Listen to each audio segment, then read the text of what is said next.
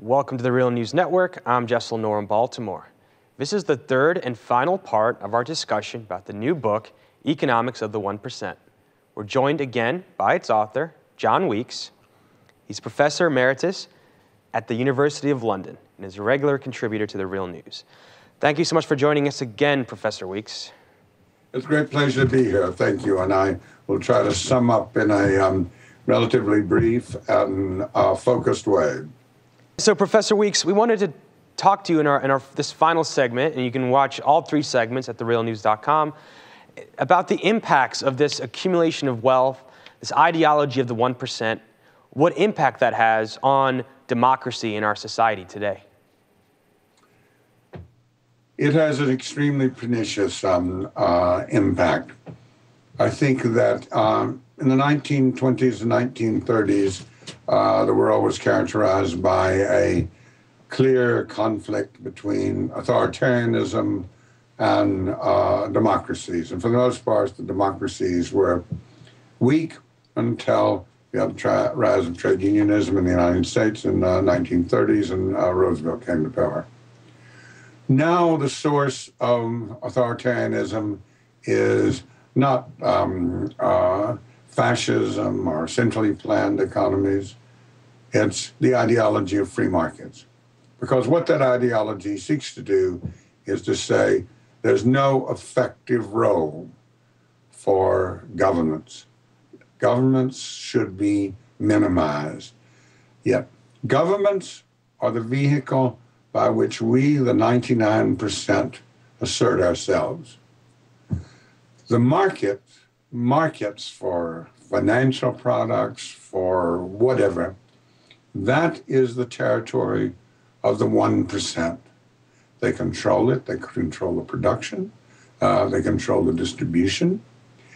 There are some products which are more competitive than others, but overall there has been a tremendous movement towards concentration of economic power.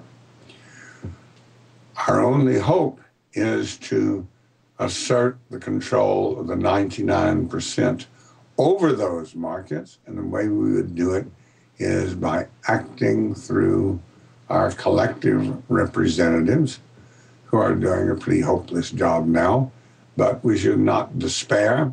That is the only route that we have in order to control the power of the 1% in markets.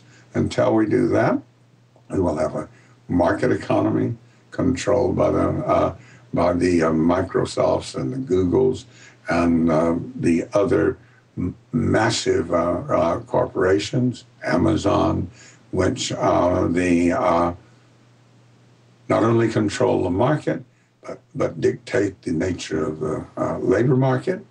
And the only way for us to escape from that is to assert our collective will through our elected representatives. So, Professor Weeks, I imagine you got your title, Economics of the 1%, from the Occupy movement, which really kind of framed this debate as the 1% versus the 99%. Yeah. So the Occupy movement really was trying to work outside of the political spectrum.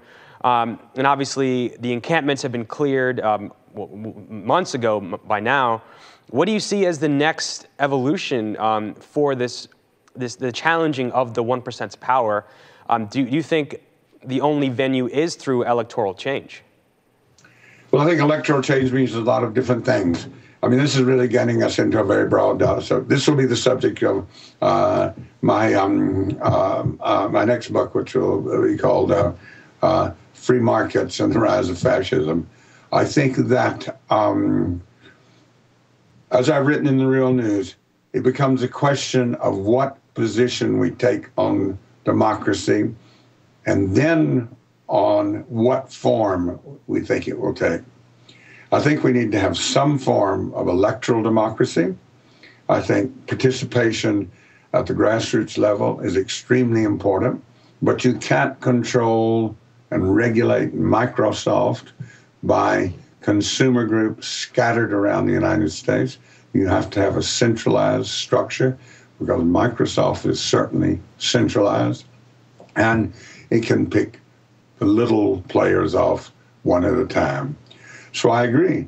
it is a very difficult situation. But I would just say to people your age and that don't give up on democracy, participation of the people as a vehicle for radical and nonviolent change. So, Professor Weeks, you really sought out to break down and explain the complexities of modern economics in layman's terms, and I think you did a great job doing that with your new book, Economics of the 1%. Thank you so much for joining us. Well, thank you so much for having me.